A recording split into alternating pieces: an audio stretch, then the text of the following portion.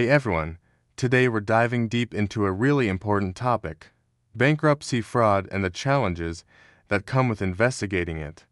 It's a big deal, and it affects so many lives. So, let's unpack this situation together and see what we can learn. Bankruptcy fraud, it's not just some legal term.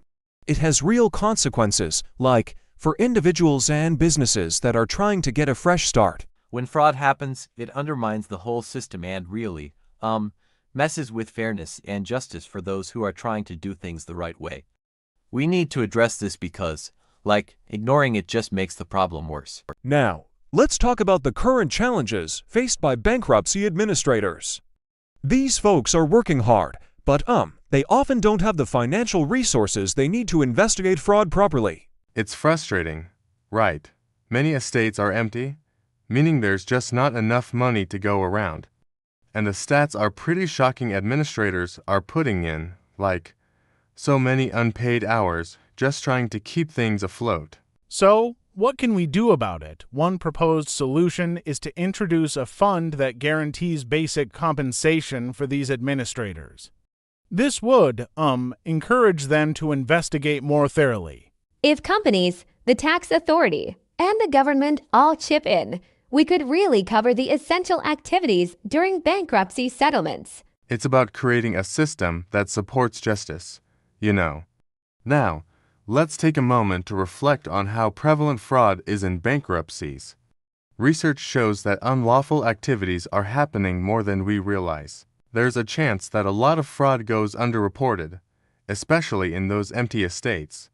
Administrators have a responsibility to investigate these irregularities, but, they need the means to do so. It feels like they're caught in a tough spot, wanting to help but not having enough resources. Speaking of resources, let's look at the limitations of the current system. There are guarantee schemes out there, but they're not cutting it. There's so much pressure on administrators to minimize their investigation efforts just to save money. And what happens then? Well, fraud goes unchecked. And that's just not okay. The consequences of inadequate funding can be huge, and we really need to change that narrative. When fraud is suspected, administrators have three main options. But, it's not as straightforward as it sounds. Reporting to law enforcement can be a daunting task, especially with the backlog of cases piling up due to those resource limitations. It can feel like an uphill battle, and that's really frustrating for everyone involved.